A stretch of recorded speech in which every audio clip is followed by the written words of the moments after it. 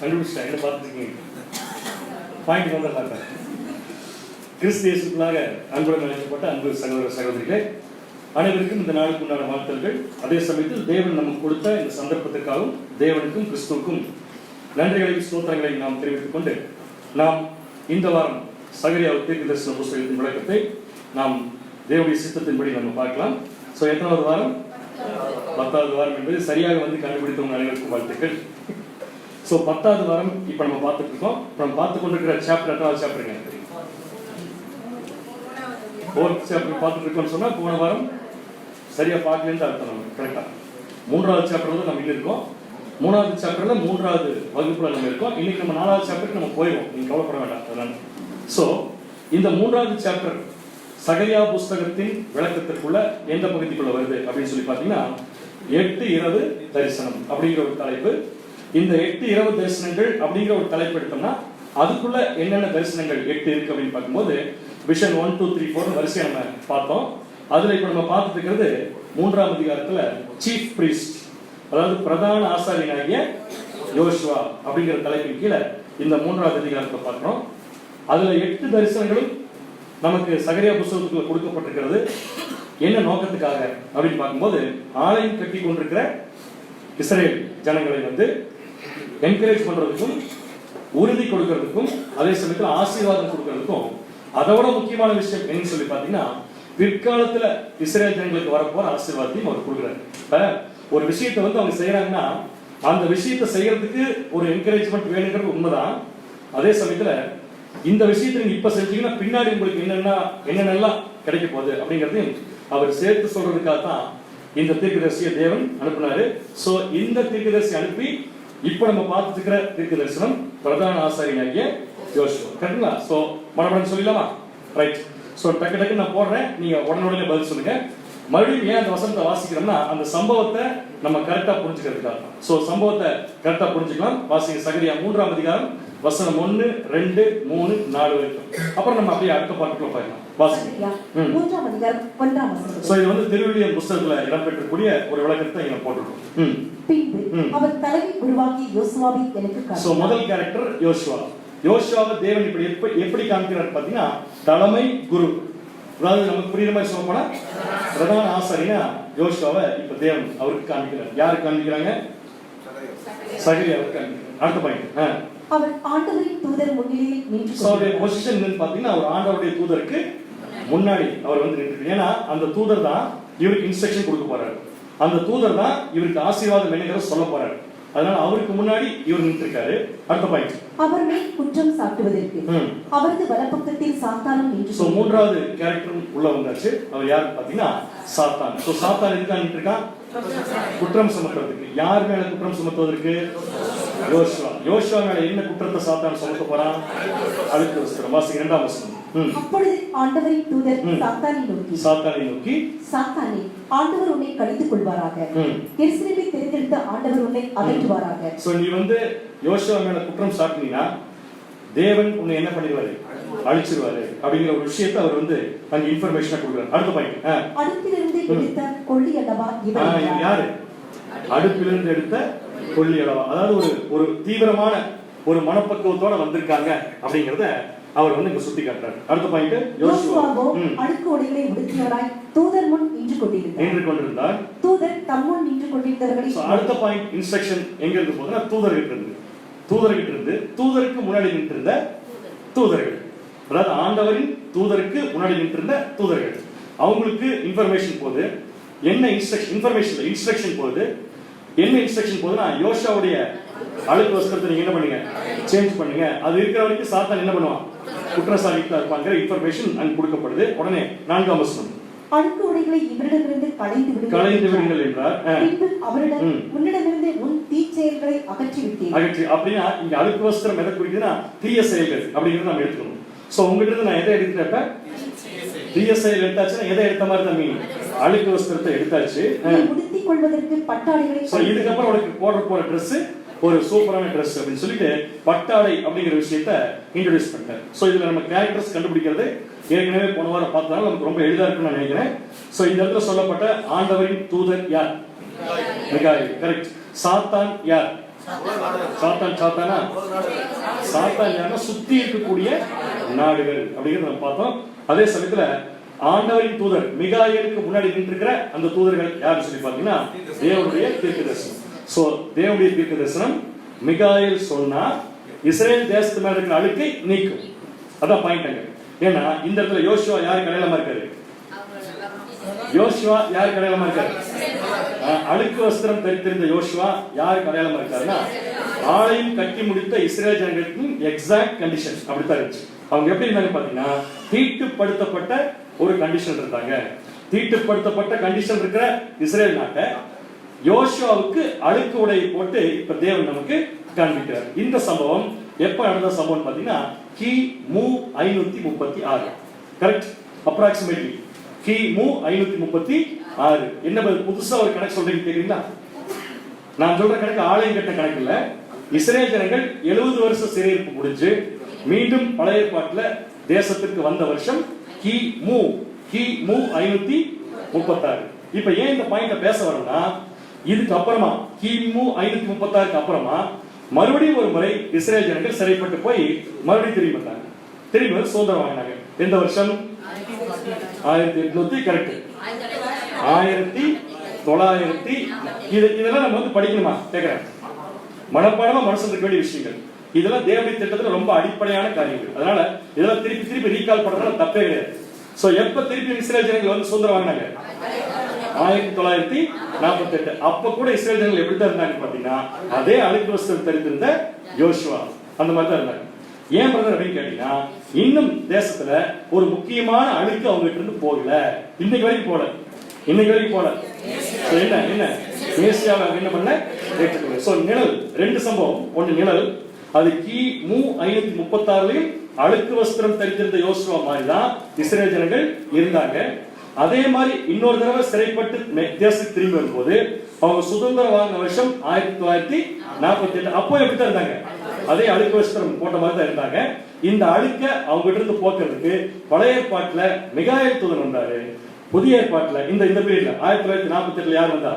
நம்முடைய ஆண்டவராகிய இயேசு கிறிஸ்துவின் இரண்டாம் வருகை. சோ இரண்டாம் வருகை இயேசு கிறிஸ்து வந்ததுக்கு அப்புறம் இவங்க மேல இருக்கிற அழுக்கை ஏன் நீக்கிறாருங்கிறத, இவங்க மேல இருக்கிற அழுக்க ஏன் நீக்கிறாருன்னா 1948க்கு அப்புறமா இந்த ஜனங்களை வச்சு தேவன் செய்ய போற வேலைக்காக அவர் இவங்களை சரி பண்றாரு. சோ இந்த தேவனுடைய திட்டத்தை எடுத்து வரைபடமா பார்த்தோம்னா கிமு 536ல அழுக்கு வஸ்திரம் தரித்திருந்த யோசுவா நிக்கிறது இந்த சார்ட்ல எந்த இடத்துல போடலாம்? யூதேயத்துல போடலாம். அப்ராக்சிமேட்லி யூதேயத்துல போடலாம். அடுத்தது அதே அழுக்கு வஸ்திரம் தரித்திருந்த இஸ்ரேல் ஜனங்கள் யோசுவா மறுபடியும் அழுக்கு வஸ்திரம் தரித்திருந்ததை எங்கே போடலாம்? சுவிசேஷம். அதுக்கப்புறமா நடக்க போற சம்பவத்தை, அதுக்கப்புறம் மறுபடியும் யோசுவா வர போறாரு. யோசுவாவுடைய தோழர்கள் வர போறாங்க. எதுக்கு வர போறாங்கன்னா அதுக்கப்புறமா அவங்க வச்சு செய்ய போற வேலை. சோ அதை நம்ம எங்க போடலாம்னா அறுவடை அப்படிங்கறத கரெக்டா. அறுவடையின் காலம். சோ அறுவடையின் காலம் எந்த வருஷம் ஆரம்பிக்குது? டக்குன்னு சொல்லிடலாம். 1874க்கு அப்புறமா இஸ்ரேல் ஜனங்களை வச்சு தேவன் என்ன செய்ய போறாருங்கிறது தான் மறுபடியும் யோசுவாவை இன்ட்ரோடியூஸ் பண்றாரு. மறுபடியும் யோசுவாவை இன்ட்ரோடியூஸ் பண்றாரு. ஆனா இதுக்கு முன்னாடி யோசுவாவை இன்ட்ரோடியூஸ் பண்ணதுக்கும் இப்ப இன்ட்ரோடியூஸ் பண்றதுக்கும் ஒரு வித்தியாசம் இருக்கு. இன்ட்ரோடியூஸ் பண்றாரு, அறிமுகப்படுத்துறாரு. இதுக்கு முன்னாடி 2 தடவை யோசுவா பார்த்தோம். அப்ப சொன்னதுக்கும் இப்ப மறுபடியும் சொல்ல போறதுக்கும் ஒரு வித்தியாசம் இருக்கு. என்ன வித்தியாசம் அது? கரெக்ட் சொல்லுங்க. முக்கியமான விஷயம் என்ன? இங்க நிக்கிற யோசுவா கிட்ட அழுக்கு வஸ்திரம் இல்ல. தட் மீன்ஸ் என்ன அர்த்தம்? சுத்தமாயாச்சு. அப்ப சுத்தமானதுக்கு அப்புறமா அவங்களை வச்சு தேவன் என்ன செய்ய போறாரு அப்படிங்கிறது தான் மறுபடியும் தொடர்ந்து நம்ம பார்க்க போறோம். வாசிங்க இப்ப சகரியா 3ஆம் அதிகாரம் 8ஆம் வசனம். சகரியா 3ஆம் அதிகாரம் 8ஆம் வசனம். இப்போது பிரதான ஆசாரியனாகிய யோசுவாவே நீ கேள். அப்படி என்ன அர்த்தம்? அடுத்தது நான் சொல்ல போற இன்ஃபர்மேஷன் நீ கேட்கறதுக்காக தான். அடுத்தது நான் சொல்ல போற இன்ஸ்ட்ரக்ஷன் நீ கேட்கறதுக்காக தான். நீ மட்டும் கேட்கறதுக்கு மட்டும் இல்ல, உனக்கு முன்னாடி இன்னொருத்தர் உட்கார்ந்து இருக்காங்க, அவங்களும் கேட்கணும். யாரு? உனக்கு முன்பாக உட்கார்ந்து இருக்கிற உன் தோழர்கள் கேட்கக்கூடாது. அப்ப யோசுவாவுக்கு தோழர்கள் இருக்காங்க. தோழர்கள் யோசுவாவுக்கு பின்னாடி இருக்காங்களா முன்னாடி இருக்காங்களா? முன்னாடி இருக்காங்க. அப்ப யோசுவா சொல்றது தான் என்ன பண்ணணும்? கேட்கணும். அந்த தோழர் யாருன்னு கண்டுபிடிக்கிறதுக்கு ஒரு க்ளூ கொடுத்திருக்காரு. அவங்க யாருன்னா அடையாளமா இருக்கிற புருஷர். சோ இது நம்ம போன வாரம் கண்டுபிடிச்சதுனால டக்குன்னு போயிடலாமா? இப்ப யோசுவா யார்? அழுக்கு வஸ்திரம் தரித்திராத யோசுவா யார்? சபை மாம்சத்தில் இருக்கும் சபை. சிம்பிளா சொல்ல போனா சுவிசேஷகத்தின் சபை. ஏன் ஒரு சர்க்கிள் வருது அப்படின்னு பாத்தீங்கன்னா, அங்க ஜோஷுவா அழுக்கு வஸ்திரம் இல்லாம சுத்தமான வஸ்திரம் போட்டு நிற்கிறார். இப்ப அந்த சுத்தமான வஸ்திரம் போட்டிருக்கிற யோசுவாவை நம்ம கூட நம்மளால கம்பேர் பண்றதுக்கு நம்ம ஒத்துக்கிட்டாலும் நம்முடைய மனசு என்ன பண்ண மாட்டேங்குது. நம்ம ஒத்துக்கிட்டாலும் நம்முடைய மனசு ஒத்துக்க மாட்டேங்குது. ஏன்னா நம்ம இப்ப எப்படி நிக்கிறோம் நமக்கு தான் தெரியும். நமக்கு தான் தெரியும். சோ நம்ம எப்படி நிக்கிறோம்? அழுக்கோட நிக்கிறோமா, அழுக்கு இல்லாம நிக்கிறோமா? சரியான பதில் எனக்கு வேணும். நம்ம அழுக்கு வஸ்திரத்தோட நிக்கிறோமா, அழுக்கு இல்லாம நிக்கிறோமா? அழுக்கோட தான் நிக்கிறோம், ஆனா அழுக்கு தெரியாம நிக்கிறோம். திருப்பி சொல்லுமா, அழுக்கோட தான் நிக்கிறோம், ஆனா அழுக்கு தெரியாது. ஏன் அழுக்கு தெரியாதுன்னா, நம்முடைய அழுக்க இயேசு கிறிஸ்து மறைச்சிருக்காரு. அவ்வளவுதான். அதனாலதான் இந்த வேலை செய்யற வாய்ப்பு நமக்கு கிடைச்சிருக்கு. ரைட்? அப்படின்னா யோசுவாவுக்கு முன்னாடி உட்கார்ந்திருக்கிற தோழர் யாரை குறிக்கும்?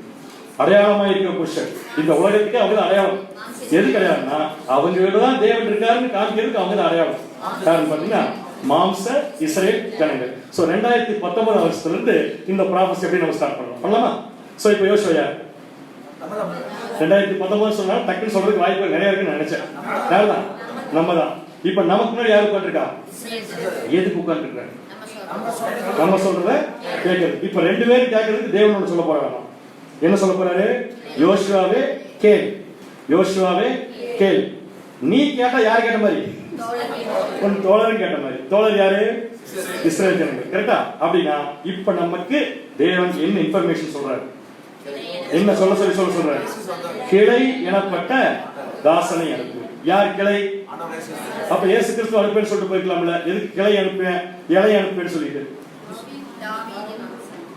இந்த நியூஸ முதல்ல கேட்க போறது யாரு? நம்ம என்ன யாரு இந்த சப்ஜெக்ட்ல? யோசுவா கேட்டா அடுத்து யார் கேட்கணுத? அப்ப இஸ்ரேல் ஜனங்களுக்கு கிளை பத்தி ஏற்கனவே தெரியுமா தெரியாதா? கிளை அவங்க ஏற்கனவே கிளை எதிர்பார்த்து உட்கார்ந்து இருக்காங்க. அந்த கிளை யாரு?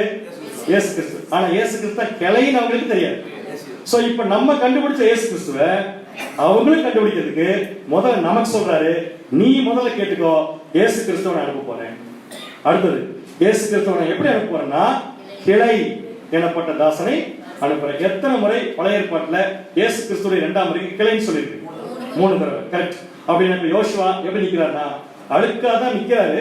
ஆனா அழுக்க இயேசு கிறிஸ்து என்ன பண்ணிருக்காரு? 10 நாளைக்கு மறைச்சிருக்காரு. எத்தனை நாளைக்கு மறைப்பார்? எத்தனை நாளைக்கு நம்முடைய அழுக்க இயேசு கிறிஸ்து மறைப்பார்? மறைப்பார். எத்தனை நாள் வரைக்கும்? நான் கேள்வி புரியல நினைக்கிறீங்களா? இப்ப நம்ம அழுக்கோட இருக்கோமா சுத்தமா இருக்கோமா? அழுக்காதான் இருக்கும். ஆனா அழுக்கு தெரியாம இருக்கணும். அழுக்க இயேசு கிறிஸ்து என்ன பண்ணிருக்காரு? மறைச்சிருக்காரு. எத்தனை நாளைக்கு மறைப்பார்? சரியான பதில். நீங்க சொல்ற பதில் கரெக்ட் தான், பட் சரியான பதில் வரல. எப்ப வரைக்கும் மறைப்பார்னா, நாமளா நம்மளை சுத்தம் பண்ற வரைக்கும் மறைச்சிருப்பாரு. நாம நம்மளை சுத்தம் பண்ணிட்டோம்னா இயேசு கிறிஸ்து நம்மளை மறைக்க வேண்டிய அவசியம் இல்ல. ஏன்னா தேவன் பார்க்கும்போது நம்ம எப்படித்தான் இருப்போம்? ஸ்டில் இப்ப சுத்தமா இல்லைங்கிறதுக்கா இப்ப மறைச்சிருக்காரு. எப்பவுமே அவர் மறைச்சிட்டு இருப்பான்னு என்ன பண்ணக்கூடாது நினைக்கிறேன். அதுக்குள்ள நம்ம என்ன பண்ணிக்கணும்? கிருபையின் காலம். இதுக்குள்ள என்ன பண்ணிக்கணும்னா சுத்தம் பண்ணிக்கணும். அப்படி சுத்தம் பண்ணா நமக்கு முன்னாடி உட்கார்ந்து இருக்கிற தோழருக்கு நம்ம சொல்லலாம், கிளை எனப்பட்ட தாசனை தேவன் வர பண்ணுவார். நீங்க ரொம்ப அவளோட எதிர்பார்த்து கொண்டிருக்கும் மேசியா வரப்போறாருங்கிறத நம்ம சொல்லலாம். எதுக்குன்னா ரட்சிப்புக்கு. சோ ஏன் இயேசு கிறிஸ்து கிளைன்னு சொல்லியிருக்குன்னா, அதுக்கு முக்கியமான 3 காரணம். 3 முறை நம்முடைய பைபிள்ல இயேசு கிறிஸ்து 2ஆம் வருகையை கிளைன்னு சொல்லியிருக்கு. அந்த 3க்குமே ஒரு அர்த்தம் இருக்கு. முதல் அர்த்தம், அவர் ராஜரீகம் பண்ண வர போறார். இரண்டாவது உலக ஜனங்களை ஆசீர்வதிப்பதற்காக வருகிறார். மூணாவது பிரதான ஆசாரியராக வருகிறார். இந்த இன்ஃபர்மேஷன் இப்ப யாரு கேக்குதுன்னு சொல்லி பார்க்கலாம். கரெக்டா? அப்ப தேவன் சொன்னது கரெக்ட் தானே? பிரதான ஆசாரியனாக யோசுவாவே நீ கேள். சோ காது கொடுத்து முதல்ல நீங்க கேளுங்க. நீங்க கேட்டுட்டு போய் இந்த நியூஸ் யாருக்கு சொல்லுங்க? மாம்சீக இஸ்ரேல் ஜனங்களுக்கு சொன்னீங்கன்னா அவங்களும் புரிஞ்சுக்குவாங்க, இயேசு கிறிஸ்து மேசியாதாங்கிறத அவங்க புரிஞ்சுக்குவாங்க. ரைட்? இப்பதான் ஃபியூச்சர் ஸ்டார்ட் ஆகுது. என்ன ஃபியூச்சர்னா, இந்த 2 பேர் இவரை தெரிஞ்சுக்கிட்டா. எந்த 2 பேரும்? ஆன்சர் வரமாட்டேங்குது. எந்த 2 பேரும்? யோசுவாவும் அழுக்கு வஸ்திரமா நல்ல வஸ்திரமா? நல்ல வஸ்திரம் போட்டு யோசுவாவும் அவருக்கு முன்னாடி இருக்கிற தோழரும் கேட்டாங்கன்னா நெக்ஸ்ட் இந்த உலகத்துக்கு ரட்சிப்பு. நெக்ஸ்ட் உலகத்துக்கு ரட்சிப்பு. ஆபிரகாமோட சம்பந்தப்பட்டு சொல்லுங்க. அது கொஞ்சம் மேல அவ்வளவுதான். கரெக்ட் சொல்லுங்க. இன்னும் கொஞ்சம் மேல, இன்னும் கொஞ்சம் மேல. வானத்து நட்சத்திரம் கரெக்ட். சோ இந்த சப்ஜெக்ட்ல யார் வானத்து நட்சத்திரம்? சப்ஜெக்ட்ல யாரு? யோசுவா. யார் கடற்கரை மணல்? தோழர். ரெண்டு பேரும் கேட்டீங்கன்னா அடுத்து என்னதான்? உலகத்துக்கு ஆசீர்வாதம். கரெக்டா வந்துச்சா? சோ உலகத்துக்கு எப்படி ஆசீர்வாதம் வரப்போகுதுன்னு தான் சகரியா மூலம் தேவன் தெரிவிக்கிறாரு. சோ எல்லாரும் கல்லு பார்த்து வந்தீங்களா? 7 கல்லா? ஏதோ கல்லு மாறி போச்சுன்னு நினைச்சுக்கணும். 7 கல்ல இல்ல, ஒரே கல் தான். அந்த ஒரே கல் என்னன்னு கண்டுபிடிச்சிட்டு வாங்கிட்டு போன வாரம் உங்களுக்கு எக்ஸசைஸ் கொடுத்திருந்தேன். எத்தனை பேர் செஞ்சு வந்திருக்கீங்க ஹோம்வொர்க்கு? சரி பரவாயில்ல, எனக்கு பதில் புரிஞ்சிருச்சு. எத்தனை பேருக்கு கல்ல பார்த்த உடனே இந்த சப்ஜெக்ட் ஞாபகம் வந்துச்சு? சகோதரர் பட்டுதான். அப்ப மத்தவங்க கல்லுல கல்லு படவே இல்லை, பட்டுச்சு. கல்லு படுறப்ப உங்களுக்கு என்ன பட்டுச்சு? கல்லு பட்டுச்சு. இன்னைக்கு ஒரு நேரத்தில் இங்க படப்போகுது. சோ எதுக்காக தீர்க்க தரிசனத்துல அடையாள பாஷையை தேவன் யூஸ் பண்றாருன்னா மறக்காம இருக்கிறது. ரைட். சோ நம்ம ஆசீர்வாதம் எப்படி உலக ஜனங்களுக்கு வரப்போகுதுங்கிறத இந்த ப்ராஃபஸ்ல அப்படி ஸ்டார்ட் பண்ணணும். வாசிங்க சகரியா 3ஆம் அதிகாரம் 9, 10. கொஞ்சம் நிறுத்தி நிதானமா வாசிங்க, அப்புறம் ஒவ்வொரு பாயிண்டா நம்ம உள்ள போகலாம். சகரியா 3ஆம் அதிகாரம் 9 மற்றும் 10 வசனங்கள். இது நான் யோசுவாவுக்கு முன்பாக வைத்த கல். இந்த ஒரே கல்லின் மேல் 7 கண்களும் வைக்கப்பட்டிருக்கிறது. நல்லா கவனிங்க. இந்த கல்லை என்னன்னு கண்டுபிடிக்கிறதுக்கு இன்ஃபர்மேஷன் ஃப்ளோ ஆகுது. எப்படின்னு கேட்டீங்கன்னா, இந்த ஒரே கல்லின் மேல் எத்தனை கல் வச்சிருக்கு? ஒரு கல்லு மேல எத்தனை கல் வச்சிருக்காமா? 7 கல், 7 கண்கள் வைக்கப்பட்டிருக்கிறது. இது நான் அதின் சித்திர வேலையை கல்லுல கண்ணு மட்டும் இல்லையாமா, என்ன இருக்காமா? சித்திர வேலையும் நிறைவேற்றி இந்த தேசத்தின் அக்கிரமத்தை ஒரே நாளிலே நீக்கி போடுவேன். இந்த தேசத்தின் அக்கிரமத்தை என்ன பண்ணிடுவேன்? ஒரே நாளில் நீக்கி போடுவேன் என்று சேனைகளின் கர்த்தர் சொல்கிறார். எத்தனை நாள்ல நீக்கி போடுவார்? ஒரே நாளில் நீக்கி போடுவேன் என்று சேனைகளின் கர்த்தர் சொல்கிறார். இது புரிஞ்சா உங்களுக்கு? ஒரு கல் இருக்கு, அந்த கல்லுல என்ன இருக்கு? 7 கல் இருக்கு. அது மட்டும் தான் இருக்கா? அதுல என்ன இருக்காமா? சித்திர வேலை அங்க வந்து தேவன் செஞ்சிருக்காரு. அதே சமயம் இந்த கல்லை வச்சு என்ன சொல்றாருன்னா, இந்த தேசத்தின் அக்கிரமத்தை ஒரே நாளில் நிறைவேற்றி போடுவேன். அடுத்து 10ஆம் வசனம். அந்நாளில். எந்த நாளில்? அந்த ஒரே நாளில். நீங்கள் யாரு? நீங்கள் ஃபுல் ஆன்சர் வரல. நீங்கள் யோசுவாவும் தோழரும். சரியான பாயிண்ட். யோசுவாவும் தோழரும் என்ன பண்ணுவீங்கன்னா, திராட்சை செடியின் கீழும் அத்தி மரத்தின் கீழும் வரவழைப்பீர்கள் என்று. நீங்க மட்டும் எல்லா ஜனங்களையும் திராட்சை செடி கீழையும் அத்தி மரத்துக்கு கீழையும் வர வச்சிட்டீங்கன்னா எல்லா ஜனங்களுக்கும் ஆசீர்வாதங்கள் சொல்லிட்டாரு. ஓரளவுக்கு புரியுதா உங்களுக்கு? இப்ப ஒரே நாள் புரிஞ்சிருக்கும். கண்டிப்பா ஒரே நாள் கண்டிப்பா புரிஞ்சிருக்கும். புரியல? புரிஞ்சிருச்சு. எனக்கு புரிஞ்சிருச்சு, உங்களுக்கு புரிஞ்சிருச்சு.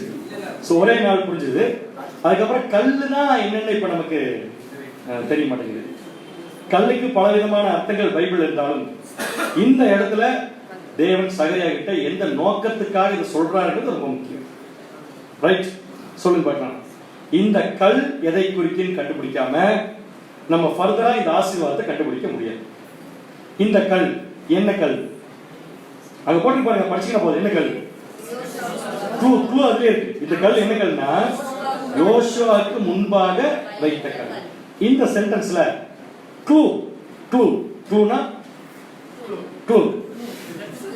எதுன்னு பாத்தீங்கன்னா நான் அப்படிங்கிறது. இப்ப இந்த இடத்துல நான் யார்? இந்த இடத்துல நான் யார்? மிகாயில் பேசுறாரு. யார் சார்பா பேசிட்டு இருக்காரு? தேவன். மிகாயில் பேசுற வார்த்தையில யார் பேசுற மாதிரி தான்? தேவன் பேசும். அப்ப இந்த நான் யாரு?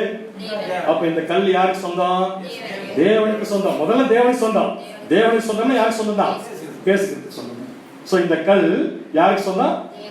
தேவனுக்கு சொந்தம். யாருக்கு சொந்தம்? பேசுறதுக்கு சொந்தம். எத்தனை கல்?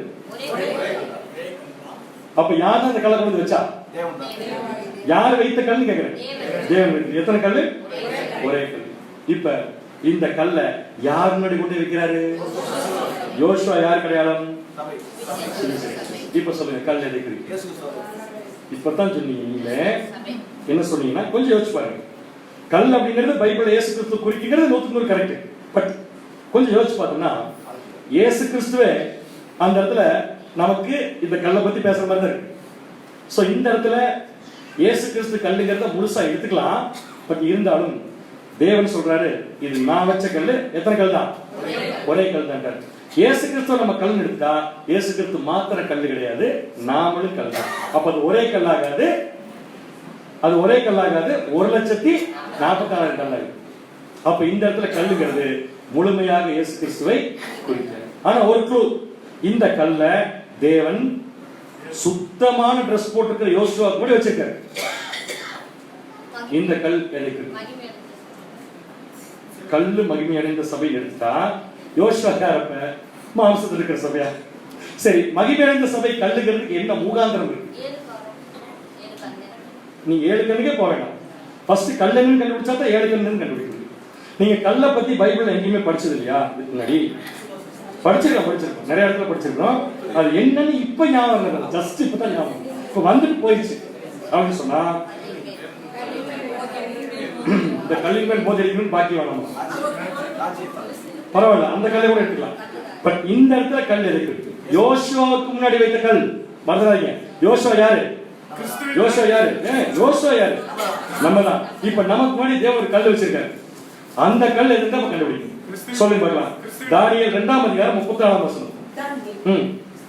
தானியேல் 2ஆம் அதிகாரம் 34ஆம் வசனம். நீ பார்த்து கொண்டிருக்கும் போது. யார் பார்த்து கொண்டிருக்கும் போது? தானியேல் பார்த்து கொண்டிருக்கும் போதா? தானியேல் பார்த்து கொண்டிருக்கும் போதா?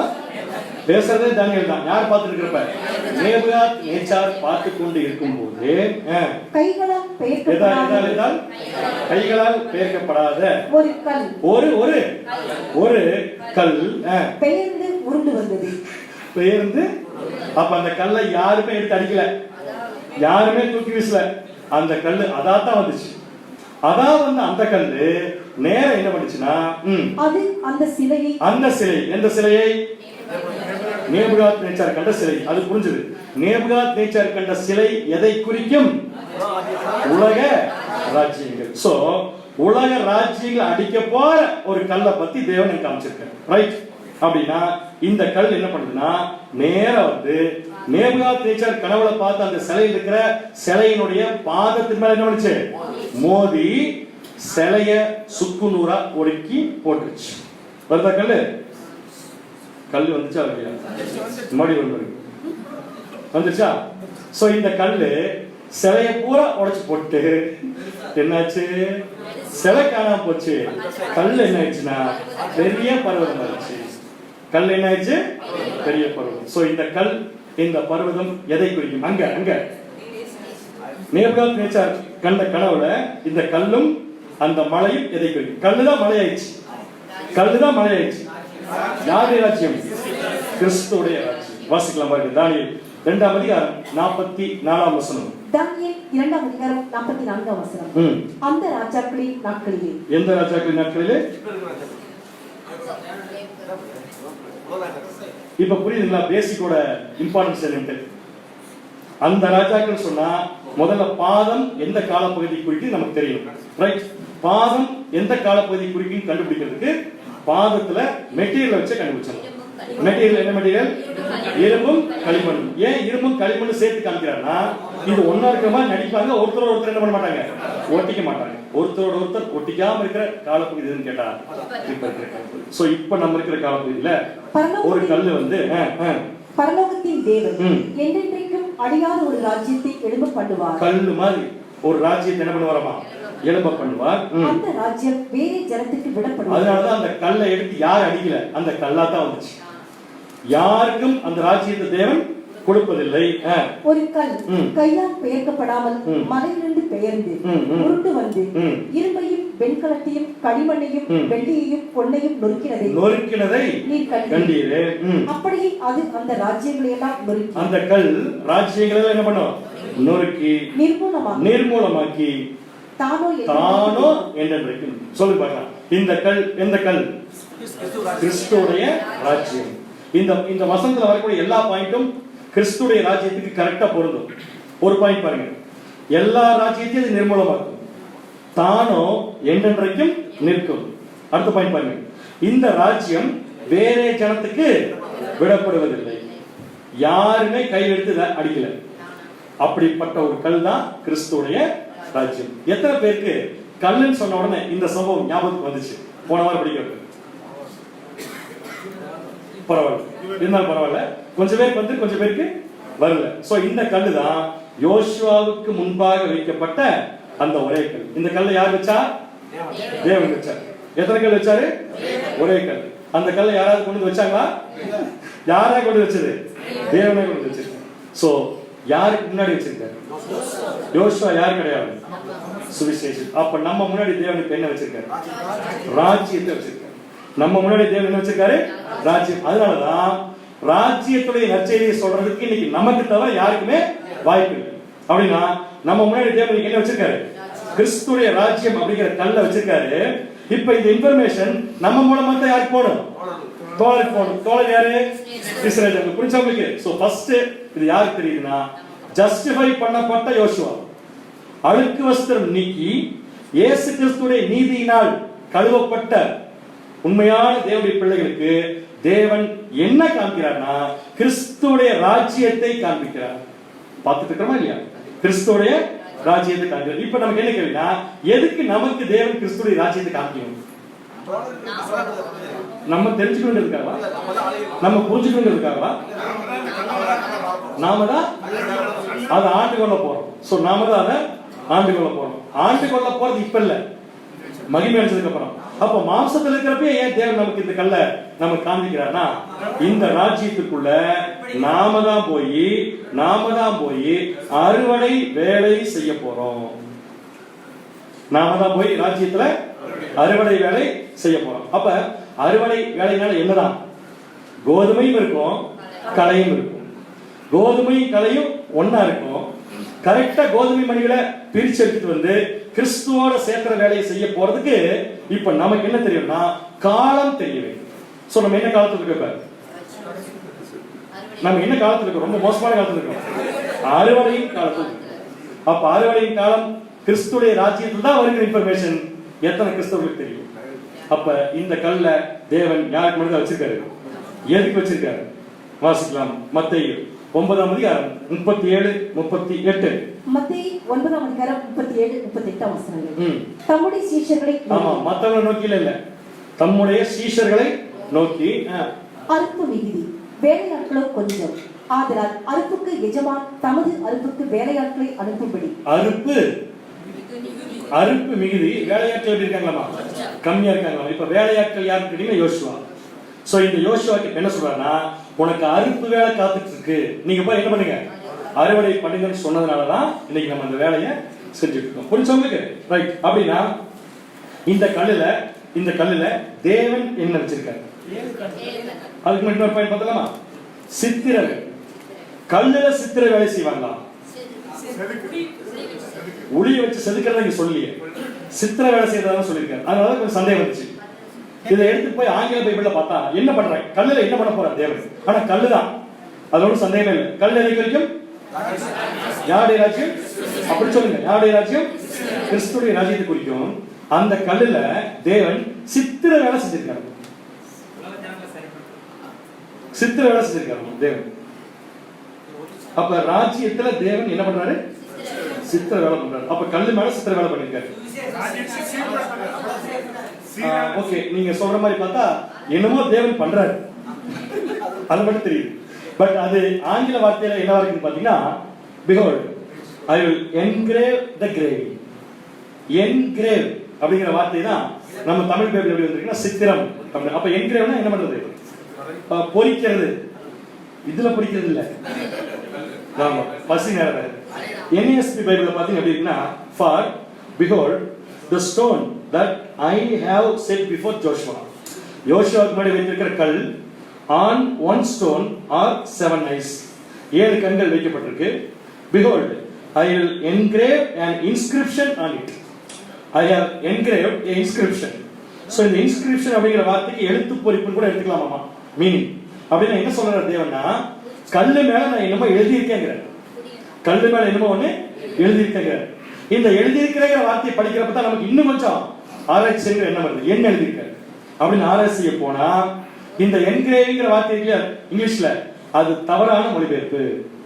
அந்த என்கிரேவிங் அப்படிங்கிற வார்த்தை இங்கிலீஷ்ல பாருங்க, ஐ வில் என்கிரேவ் அப்படிங்கிற வார்த்தை இல்லையா, ஹீப்ரு நம்பர் என்ன, ஹீப்ரு கன்கரன்ஸ் நம்பர் இருக்குது H6605. அதனுடைய வார்த்தை என்ன, பாட்டாவா, பேட்டச் போட்டாச்சு இல்ல, பேட்டச். அது வந்து ஒரு ஹீப்ரு வேர்ட்.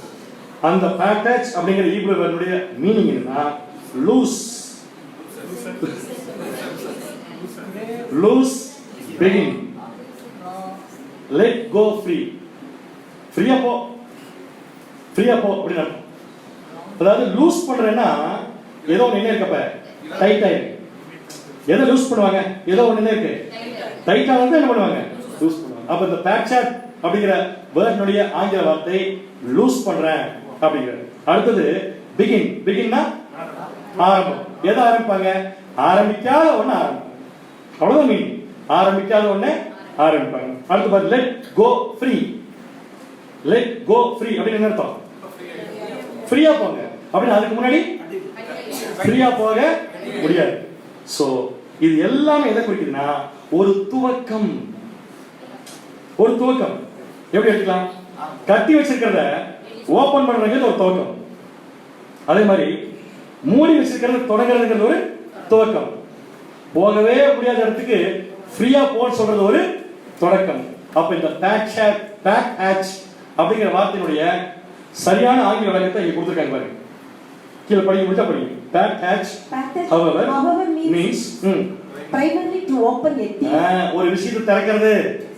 அப்ப கல்லு மேல தேவன் வந்து சித்திர வேலை பண்ணிருக்காருங்கிறது சரியான மொழிபெயர்ப்பு அல்ல.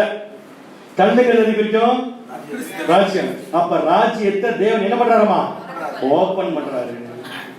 அடுத்தது as a door, a book, a book, the gate of the city. அதாவது ஒரு டோரை திறக்கிற மாதிரி, ஒரு புத்தகத்தை திறக்கிற மாதிரி, ஒரு சிட்டியை திறக்கிற மாதிரி.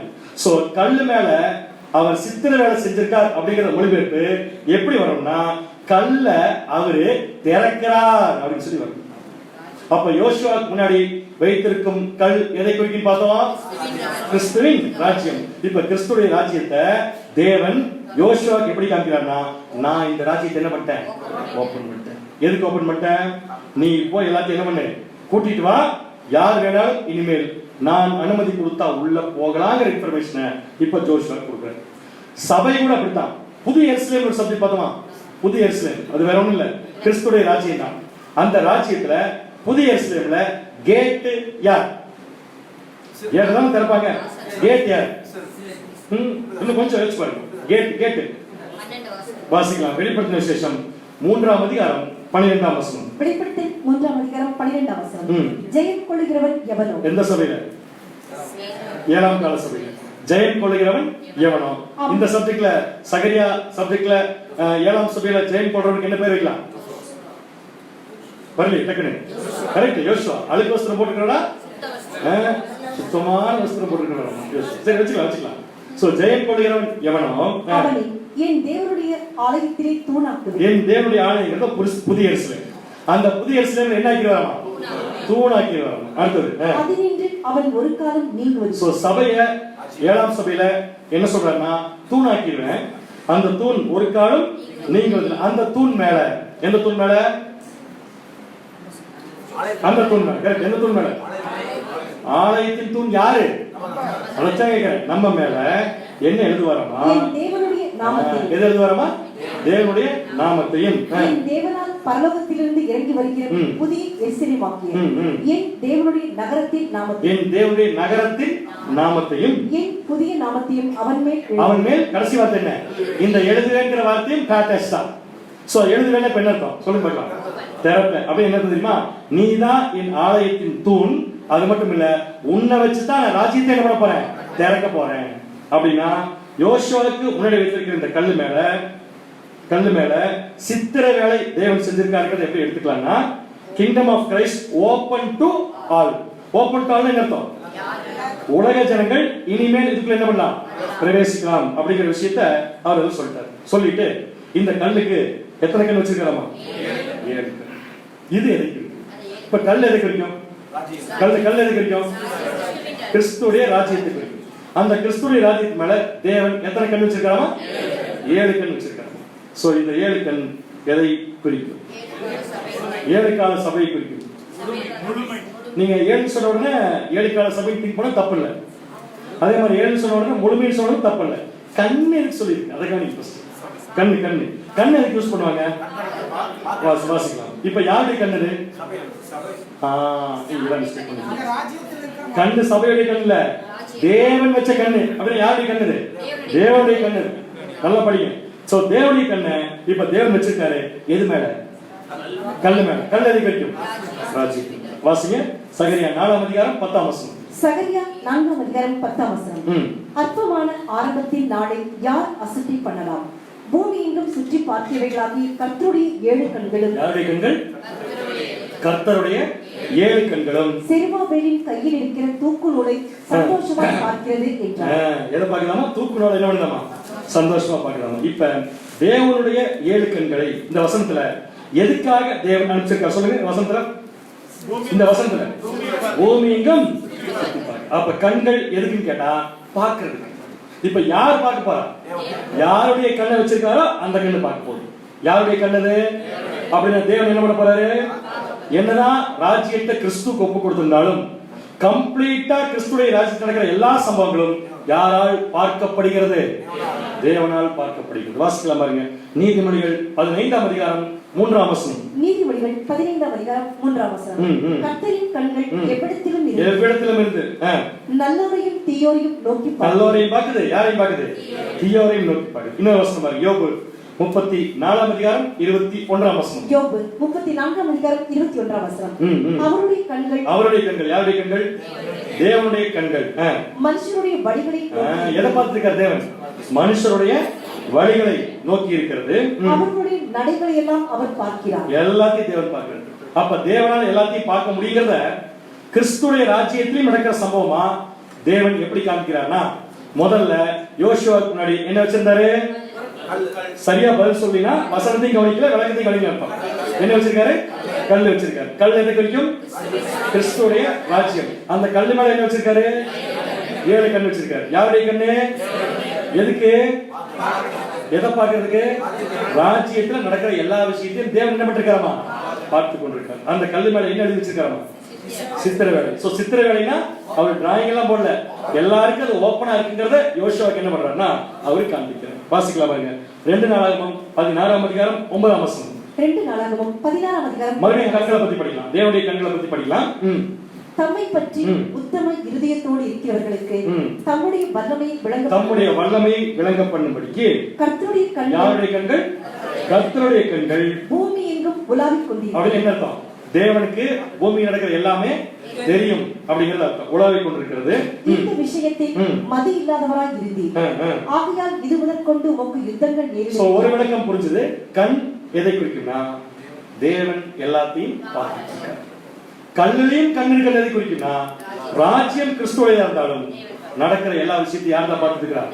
தேவன். ஒரு கண் வச்சிருக்கலாம். எதுக்கு 7 கண் வச்சு?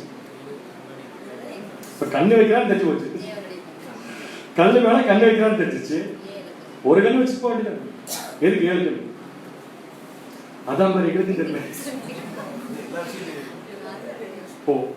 கொஞ்சம் பக்கத்துல வரல. Almost right.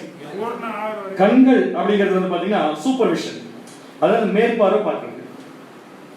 தேவன் எல்லாத்தையும் பார்த்துட்டு இருக்காரு. அதான் கண்கள். 7 கண்கள் எதை குறிக்கும்னா தேவன் எல்லாத்தையும் பார்த்துட்டு இருக்காரு. கம்ப்ளீட். 7 அப்படிங்கிற இடத்துல கம்ப்ளீட். தேவன் எல்லாத்தையுமே பார்த்துட்டு இருக்காரு. இப்ப நான் கேட்குமா, இப்ப நம்ம எதுக்குள்ள இருக்கோம்? கல்லுக்குள்ள இருக்கோம்.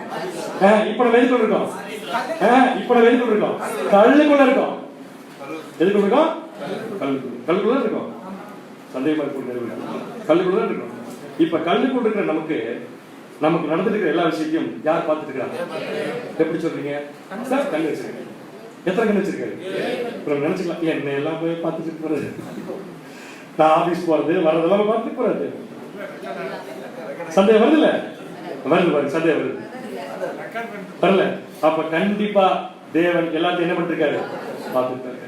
என்ன பண்ணாலும் அதுக்குரிய பலன் கட்டாயமாக உண்டு. இதுதான் யோசுவாவுக்கு முன்னாடி வைக்கப்பட்ட கல். சோ இந்த கல்ல தேவன் இப்படி கொண்டு வச்சிட்டாருன்னா தேசத்தின் அக்கிரமம் என்ன இருக்குமா ஒரே நாளில் நீங்கிடும். முக்கியமான பாயிண்ட் விட்டுறக்கூடாது. வாசிங்க. இத்தேசத்தில் இந்த தேசத்தில் அக்கிரமத்தை ஒரே நாளிலே நீக்கி போடுவேன். அப்ப எதுக்காக கல்ல திறந்தாருன்னா எல்லாருடைய அக்கிரமத்தையும் நீக்கி போடுது. எல்லாருடைய அக்கிரமத்தையும் சொல்லி பார்க்கலாம். கிறிஸ்துடைய ராஜ்யத்தின் நோக்கம் என்ன? எல்லா ஜனங்களையும் ரட்சிப்பதற்காக. அப்படின்னா எல்லா ஜனங்களையும் ரட்சிப்பதற்கு தேவன் சகரியா மூலம் சொல்ற எப்படி சொல்றாரு பாத்தீங்கன்னா இந்த தேசத்தின் அக்கிரமத்தை ஒரே நாளில் நீக்கி போடுது. இந்த ஒரே நாள் என்னங்கிறத விளக்க வேண்டிய அவசியம் இல்லை நான் நினைக்கிறேன். விளக்கணும் போலதான் இருக்குது. ஒரு நாள் ஈக்குவல் என்னதாங்க 1000 வருஷம். சோ 1000 வருஷத்துல தேவன் இயேசு கிறிஸ்து கையில கொடுத்து என்ன பண்ண சொல்றாருன்னா எல்லாருடைய அக்கிரமத்தையும் என்ன பண்ணிடு நீக்கிடுங்க. இது படிச்சிருக்க ஏற்கனவே வாசிக்கலாம் பாருங்க. 1 கொரிந்தியர் 15ஆம் அதிகாரம் 25ஆம் வசனம். 1 கொரிந்தியர் 15ஆம் அதிகாரம் 25ஆம் வசனம். எல்லா சத்துருக்களையும் தமது பாதத்திற்கு கீழாக்கி போடும் வரைக்கும். சரியான பாயிண்ட் தான். தேவனுடைய சத்துருக்கள் அவங்க பூரா தேவனுடைய பாதத்திற்கு கீழாக்கி போடும் வரைக்கும் இயேசு கிறிஸ்து ஆளுகை செய்வார். எல்லா சத்துருக்களையும் தேவனுடைய பாதத்திற்கு கீழ்படுத்திட்டாருன்னா தேசம் என்ன ஆயிடும்? அதுதான் சகரியா எப்படி சொல்றாரு? அக்கிரமத்தை ஒரே நாளில் நீக்கி. அப்ப அக்கிரமே இருக்காதா? நீக்கி போட்டாருன்னா இருக்காதா? சோகமா சொல்றீங்களே இருக்காது. அப்ப எப்படி இருக்கும் தேசம்? அதைத்தான் எப்படி படிக்கலாம்? ஏசாயால என் பரிசுத்த பர்வதம் எங்கும் எல்லாத்தையும் எங்க போட்டாச்சுல தேவனுடைய பாதத்திற்கு கீழே போட்டாச்சு. என் பரிசுத்த பர்வதம் எங்கும் தீங்கு செய்வாரும் இல்லை. பர்வதம்ங்கிறத இப்ப நம்ம என்ன சொல்லலாம்? கல்லு. கல்லுதான பர்வதமாச்சு. என் பரிசுத்த கல்லெங்கும் தீங்கு செய்வாரும் இல்லை, கேடு செய்வாரும் இல்லை. சமுத்திரம் ஜலத்தினால் நிறைந்திருக்கிறது போல பூமி எப்படி இருக்குமா? இப்ப கிறிஸ்து இந்த வேலையை செய்யறதுக்கு 2 பேர் கூப்பிடுறாங்க. இந்த வேலையை அக்கிரமத்தை நீக்கி போடுறதுக்கு ஒரே நாள்ல நீக்கி போடுறதுக்கு 2 பேர் கூப்பிடுறாரு. ஒண்ணு பட்டாடை உடுத்தி இருக்கிற யோசுவா, இன்னொன்னு அவருக்கு முன்னாடி உட்கார்ந்து இருக்கிற தோழர். யார் முதல்ல வருதுல? பட்டாடை உடுத்தி இருக்கிற யோசுவா. யாரது? நம்ம சொல்றதுக்கு அப்பப்ப பயப்படுது பாத்தீங்களா? நம்ம சுத்தமா ட்ரெஸ் போட்டிருக்கோம்னு சொன்னா அப்பப்ப கொஞ்சம் கொஞ்சம் பயம் இருக்கு. அடுத்தது நமக்கு முன்னாடி யாரு உட்காந்துருக்காங்க? தோழர்கள். சோ 2 பேரை வச்சுதான் எல்லா ஜனங்களையும் எப்படி ஆசீர்வதிக்க போறாருன்னா இது கம்ப்ளீட்டா வேர்ல்ட தேவனுக்கு சத்துக்களை எல்லாத்தையும் கீழாக்கி போடுறாரு. ஜனங்களை எப்படி மாத்துறாரு பாத்தீங்கன்னா இந்த 2 குரூப் வச்சுட்டான். எப்படி மாத்துறாரு வாசிக்கலாம். சகரியா 3ஆம் அதிகாரம் 10ஆம் வசனம். சகரியா 3ஆம் அதிகாரம் 10ஆம் வசனம். அந்நாளிலே எந்நாளிலே ஒரே நாள் ஈக்குவல் டு 1000 வருஷம். அந்த 1000 வருஷத்துல நீங்கள் ஒருவரை ஒருவர் திராட்சை செடியின் கீழ். எதன் கீழும்? அப்ப 1000 ஆண்டு அரசாட்சியில நம்ம செய்ய வேண்டிய வேலைன்னா ஒரு பெரிய திராட்சை செடியை உருவாக்கி எல்லா உலக ஜனங்களும் என்ன பண்ணிடணும்? திராட்சை செடிக்கு நிக்க சொல்லிருக்கணும். அப்புறம் பாதி வச்ச அத்தி மரத்துக்கு நிக்க வச்சுட்டா தேசம் சுத்தமாயிருக்கு. அப்ப இதுக்கு என்ன அர்த்தம் கண்டுபிடிக்கும்? வாசிங்க மறுபடியும் வாசிங்க. அந்நாளிலே நீங்கள் ஒருவரை ஒருவர் திராட்சை செடியின் கீழும் அத்தி மரத்தின் கீழும் வரவழைப்பீர்கள் என்று சேனைகளின் கர்த்தர். வரவழைப்பீர்கள் சரியான பாயிண்ட் தான். அப்ப 1000 ஆண்டு அரசாட்சியில யோசுவாவும் தோழர்களும் செய்யற வேலைன்னா வரவழைப்பீர்கள். யார? உலக ஜனங்கள். அப்படின்னா இது உலக ஜனங்களுக்கு தேவன் கொடுக்கும் இன்விடேஷன். இன்விடேஷன்னா அழைப்பு. என்ன அழைப்பு? எல்லாருமே எங்க வந்துருங்க? திராட்சை செடியின் கீழே வந்துருங்க, அத்தி மரத்தின் கீழ் வந்துருங்க. சோ இது 2க்கு என்ன அர்த்தம்னு சிம்பிளா தலைப்பு சொல்லணும். திராட்சை செடி கீழே வருது, அத்தி மரத்துக்கு கீழே வர்றதுக்கு தலைப்பு என்ன சொல்லலாம்னா share the blessings of the age. அதாவது 1000 ஆண்டு அரசாட்சியுடைய ஆசீர்வாதத்துக்கு நீங்க வாங்க. அப்ப 1000 ஆண்டு அரசாட்சியுடைய ஆசீர்வாதத்தை தேவன் 2 மரத்துக்கு ஒப்பிட்டு பேசியிருக்காரு. என்ன மரம்? திராட்சை செடி, அப்புறம் அத்தி மரம். இந்த மாதிரி உலக ஜனங்களை வரவழைப்பாங்க அப்படின்னு சொல்லி ஏற்கனவே நம்ம வெளிப்படுத்தின விசேஷத்துல படிச்சிருக்கோம். இப்ப 2 பேர் வரவழைப்பாங்க. எது கீழே? திராட்சை செடி, அத்தி மரம். இதே பாயிண்ட ரெவலேஷன்ல படிச்சிருக்கோம். கடைசியா படிச்சோம்.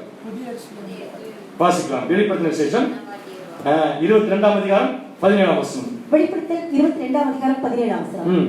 ஆவியும் மனவாட்டியும் வா என்கிறார்கள், கேட்கிறவனும் வா என்பானாக. எதுக்கு வா? ஆசீர்வாதத்துக்கு வா.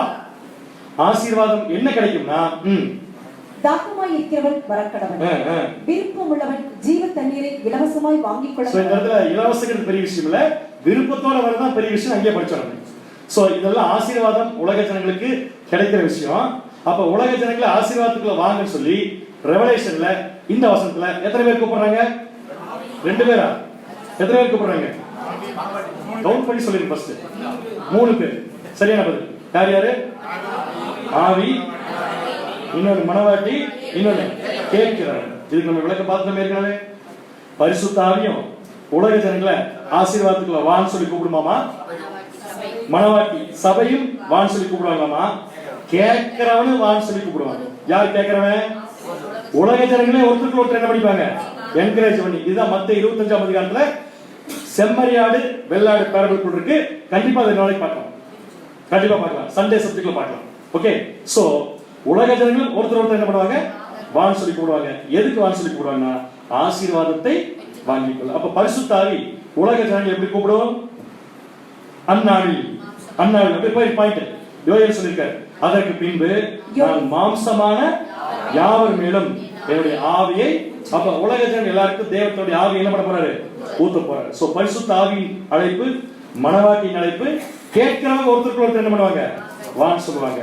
இப்ப சகரியால இந்த 2 மரத்துக்கு கீழே உலக ஜனங்களை யார் வாங்கன்னு சொல்லுவாங்க? 1 2 மரத்துக்கு கீழே வாங்கன்னு யார் சொல்லுவாங்க கேட்டாங்க. 1 யோசுவா, இன்னொன்னு கோரேத். அப்ப இந்த 2 மரத்துக்கு கீழே வரதான் ஆசீர்வாதம். அப்படின்னு இந்த 2 மரம் ஆசீர்வாதம். கண்டிப்பா ஆசீர்வாதம். ஏன்னா 2 மரம் வந்துச்சு ஆசீர்வாதம். திராட்சை மரம் வச்சிருந்தா ஆசீர்வாதம், அத்தி மரம் வச்சிருந்தா ஆசீர்வாதம். என்ன பண்றது சொல்லுங்க? அத்தி மரம் வச்சிருந்தா அத்தி பழம் கிடைக்கும், திராட்சை செடி வச்சிருந்தா திராட்சை பழம். கொஞ்சம் கொஞ்சம் யோசிங்க. இந்த மரம் 2 தான் இந்த ஆசீர்வாதத்துக்கு காரணமே. திராட்சை செடி என்றால் சபை, அத்தி மரம் என்றால் இஸ்ரவேல் ஜனங்கள். இந்த 2 பேருக்கு கீழே தான் உலக ஜனங்கள் இருப்பாங்க. எங்க 1000 ஆண்டு அரசாட்சி. வசனம் கூறுக, வசனம் கூறுக. கான்செப்ட சொல்லி பின்னாடி யோசிக்கலாம். வசனத்தை நான் உன்னை வாழ்த்து நட்சத்திரம் போடும். எங்க? இங்க. அப்புறம் கடற்கரை மரம் பெருகவே பெருகப்படும். அடுத்த பாயிண்ட் 2 மரத்துக்குள்ள உன் சந்ததிக்குள் பூமியில் உள்ள சகல வம்சங்களும் ஆசீர்வதிக்கப்படும். அது பாயிண்ட். சோ தேவன் எல்லாத்தையும் ஆசீர்வதிப்பார். இன்னொரு விஷயம் தெரியுதா? இந்த மாதிரி திராட்சை மரத்தின் கீழும் திராட்சை செடியின் கீழும் அத்தி மரத்தின் கீழும் வர வைக்கிறதுங்கிறது தேவன் யூஸ் பண்ற ஒரு ஸ்லாங். இது இந்த இடத்துல மட்டும் இல்ல, தேவன் பல இடத்துல யூஸ் பண்ணிருக்கார். பைபிள் வாசிக்கலாம் பாருங்க. 1 ராஜாக்கள் ஒரு சமாதானமான சூழ்நிலை கூட தேவன் அப்படிதான் சொல்லுவார். 1 ராஜாக்கள் 4ஆம் அதிகாரம் 25ஆம் வசனம். 1 ராஜாக்கள் 4ஆம் அதிகாரம் 25ஆம் வசனம். சாலமோனுடைய நாளெல்லாம். சாலமோன்ங்கிற பேருக்கு என்ன அர்த்தம்? சமாதானம். சோ சமாதானமா இருக்கிற நாளெல்லாம் தான் துவக்கி பெயர்செபா மட்டும் யூதாவும் இஸ்ரவேலும் அவரவர் தங்கள் தங்கள் திராட்சை செடியின் நிழலிலும் தங்கள் தங்கள் அத்திமரத்தின் நிழலிலும் சுகமாய் குடியிருந்தார்கள். சோ இஸ்ரவேல் ஜனங்கள் எதுக்கு குடியிருப்பாங்க? திராட்சை செடி, அத்திமரம். இதுக்கு என்ன மீனிங்? சமாதானமா இருப்பாங்க. அப்ப சமாதானங்கிற வார்த்தையை தேவன் யூஸ் பண்றதுக்கு இந்த 2 செடி தான் யூஸ் பண்ணுவாங்க. 1000 ஆண்டு அரசாட்சி உலக ஜனங்களுக்கு என்ன கிடைக்க போகுது? சமாதானம். யார் மூலமா? திராட்சை செடி, அத்தி. புரியுதா உங்களுக்கு? சோ இதோட சகரியா 3ஆம் அதிகாரம் ஓவர். என்ன ஓவர்? உலக ஜனங்களுக்கு ஆசீர்வாதம் கிடைக்க போகுது. இதை எதுக்கு இஸ்ரவேல் ஜனங்களுக்கு சொல்லணும்? அவங்க தான் ஆலயம் கட்டிட்டு இருக்காங்க. இந்த ஆலயம் ஒழுங்கா கட்டினா பின்னாடி உங்களை வச்சு நான் என்ன பண்ண போறேங்கிறத அவங்களுக்கு காமிக்கிறேன். ரைட்? சோ நெக்ஸ்ட் பாயிண்ட் எங்க போலாம்? 4th chapter. 4th சாப்டரும் எந்த தலைப்பின் கீழ வருது? 8 இரவு தரிசனம். அப்ப அடுத்த தரிசனம் விஷன் நம்பர் 5 என்ன பாத்தீங்கன்னா லாம்ப்ஸ்டாண்ட் அண்ட் தி ஆலிவ் ட்ரீ. தமிழ்ல சொல்ல போனா குத்து விளக்கும் ஒலிவ மரம். குத்து விளக்கும் ஒலிவ மரம். சோ இன்னைக்கும் நல்லா கவனிச்சுக்கோங்க. ஒரு ஆராய்ச்சியோட தான் நிறுத்த போறோம், கேள்வியோட தான் நிறுத்த போறோம். அதனால நுணுக்கமாக கவனிக்கும்படியாக அன்புடன் கேட்டுக்கொள்ளப்படுகிறோம். ரைட்?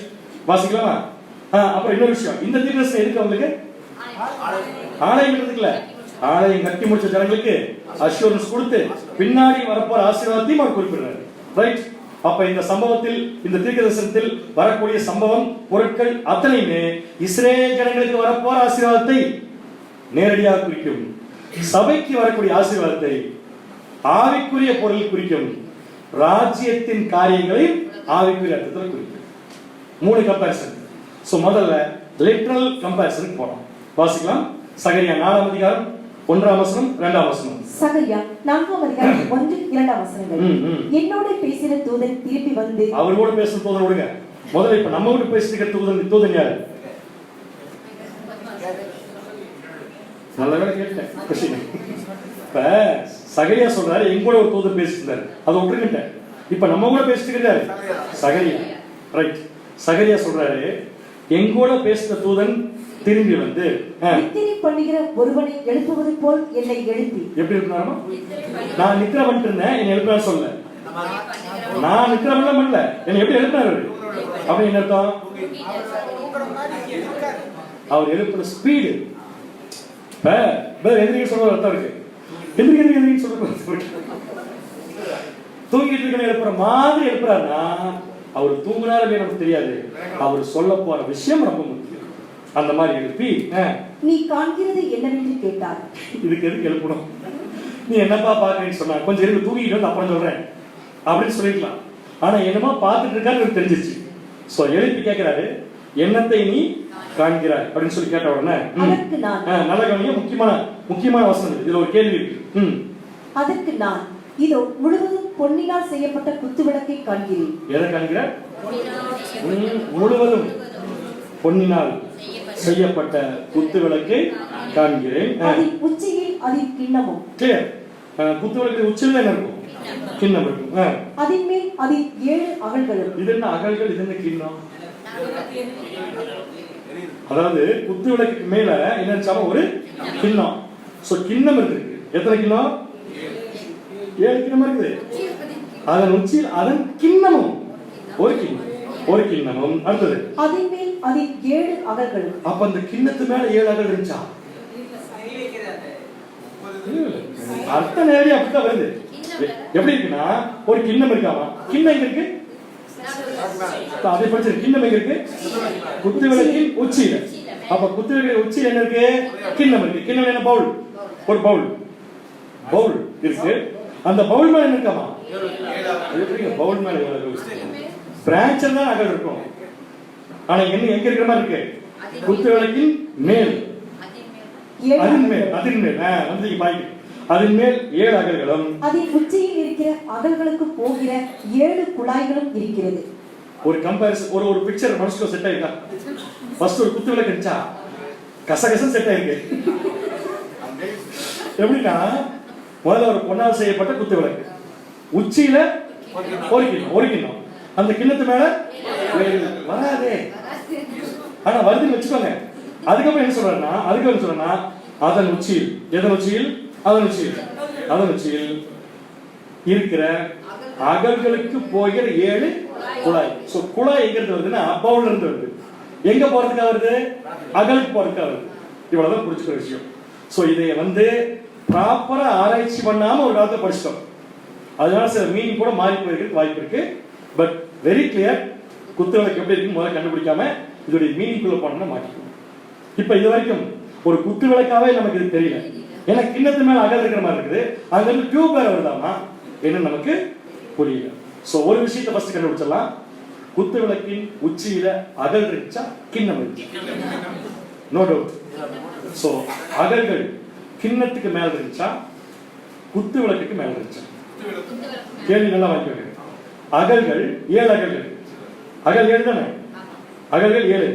இந்த 7 அகல்களும் குத்துவிளக்குக்கு மேல இருந்துச்சா, கிண்ணத்துக்கு மேல இருந்துச்சா? அப்படி நிக்குது, குத்திட்டு போயிருக்கு. சோ இங்கிலீஷ்ல கொஞ்சம் போய் வாசிக்கலாமா? இவ்வளவு டிரான்ஸ்லேஷன் எடுத்து போட்டிருக்கேன், கொஞ்சம் தெளிவா படிச்சுட்டு பாருங்க. இந்த பாயிண்ட் தெரியாம இந்த ப்ராபசிக்குள்ள போக முடியாது. நம்ம ASV first. And he said to me, what seest thou? Unto me, what seest thou? And I said, I have seen. Joshua said, I have seen. And behold, a candlestick all of gold. A candlestick of all gold. ஒரு பொன்னால் செய்யப்பட்ட குத்துவிளக்கை காண்கிறேன். அடுத்த point. With its bowl. அதோட பவுல், அதோட கிண்ணம். Upon the top of it. Top of it.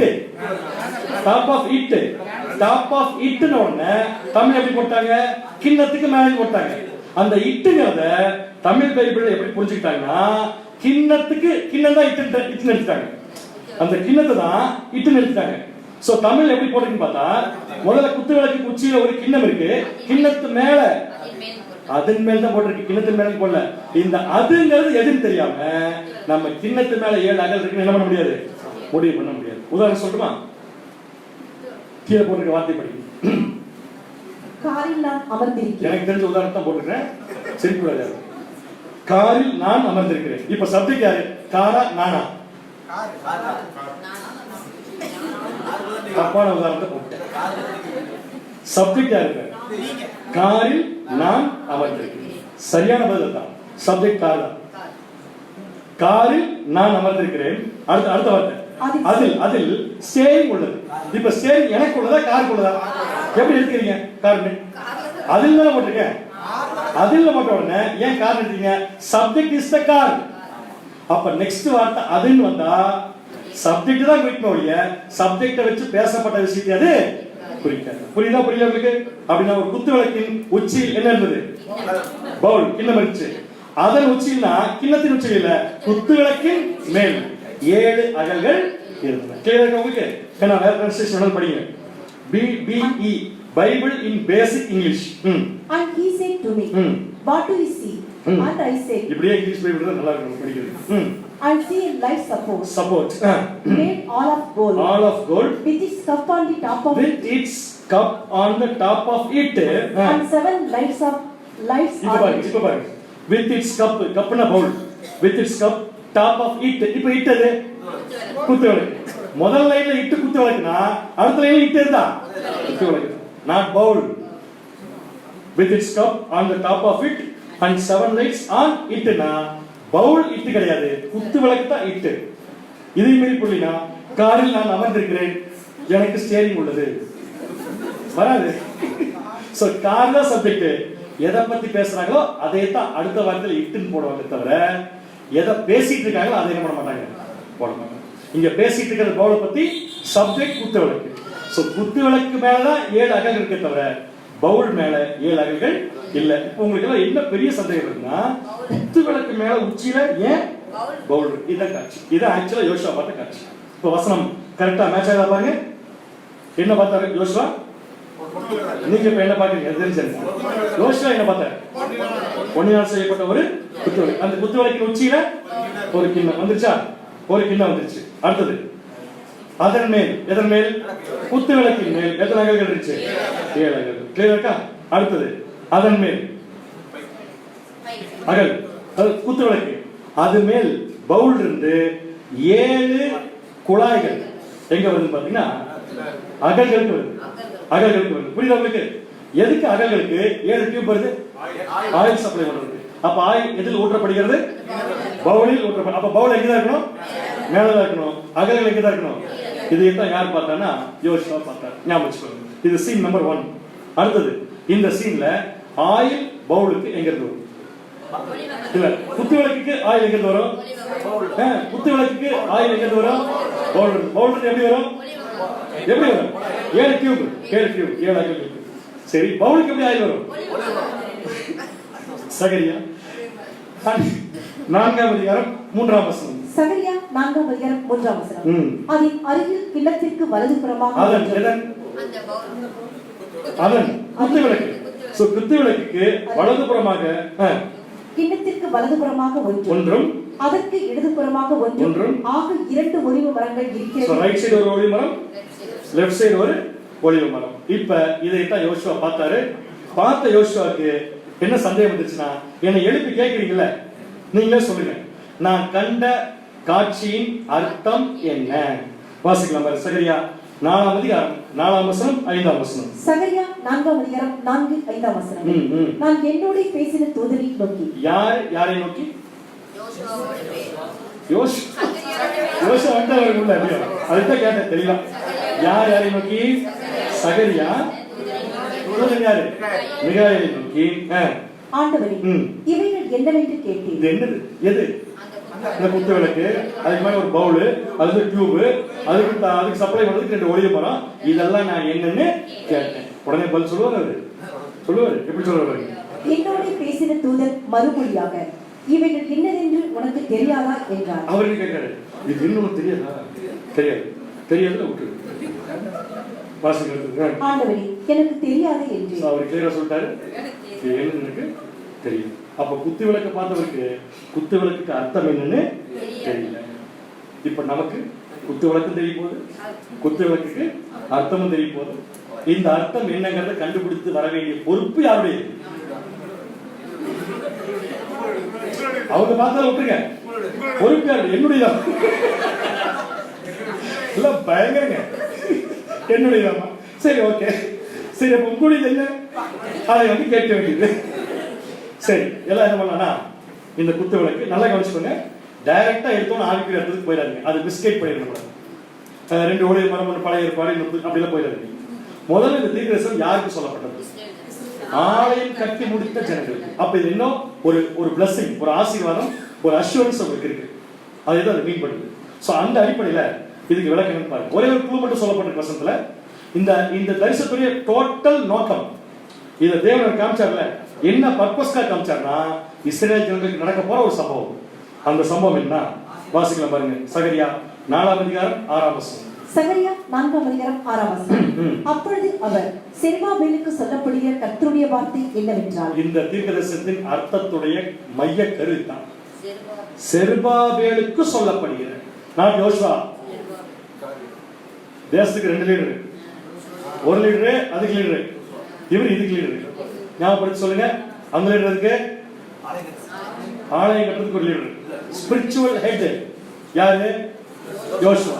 Zerubbabel அரசாட்சி, அப்படி வச்சுக்கலாம். அரசாட்சி தலைவன், ஆட்சி தலைவன். இவர் ஆவிக்குரிய தலைவன். அவ்வளவுதான்.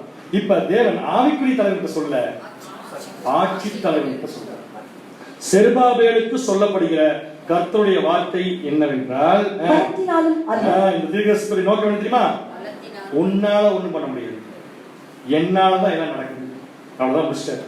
பலத்தினாலும் அல்ல, பராக்கிரமத்தினாலும் அல்ல, என்னுடைய ஆவியினாலே ஆகும் என்று சேனைகளின் கர்த்தர் சொல்லுகிறார். என்னுடைய ஆவியினாலே ஆகும் என்று சேனைகளின் கர்த்தர் சொல்லுகிறார். அப்ப ஊத்துற ஆயில் தேவனுடைய ஆவி. அவ்வளவு என்னால மட்டும்தான் முதலாக. இந்த சப்ஜெக்ட்ல ஃபர்ஸ்ட் குத்து விளக்குன்னு சொன்ன உடனே உங்களுக்கு எனக்கு ஞாபகம் போச்சு சப்ஜெக்ட். பட் நம்ம பார்த்துட்டு இருக்கிறது ஆசிரியர் கூடாக்கூடிய குத்து விளக்கு அல்ல. அந்த குத்து விளக்குல பவுல்லாம் இருக்காது. ஏன் இருக்காது? அங்க டெய்லி ஆசாரியர் போய் ஆயில் ஊத்தணும். இதுல ஆயில் ஊத்த வேண்டிய அவசியம் ஆட்டோமேட்டிக், ஆட்டோமேட்டட். எங்கிருந்து வருது? ஆசிரியர் கூடாத அந்த குத்து விளக்கு இது கிடையாது. இது சகரியாவுக்கு தேவன் 4ஆம் அதிகாரத்தில் காணப்பட்ட ஒரு குத்து விளக்கு. சோ பலத்தினாலும் அல்ல, பராக்கிரமத்தினாலும் அல்ல, என்னுடைய ஆவியினாலே அதை சொல்லிட்டு முடிச்சிட்டாரு. ஏன் இதை செருபாபேலுக்கு சொல்றாரு அப்படிங்கிறதையும் படித்துக் கொண்டு வரும்படியாக அன்புடன் கேட்டுக்கொள்ளப்படுகிறது. தேவன் தாமே இந்த மனைவரையும் ஆசீர்வதித்து வழி நடத்துவார்கள். ஆமாம்.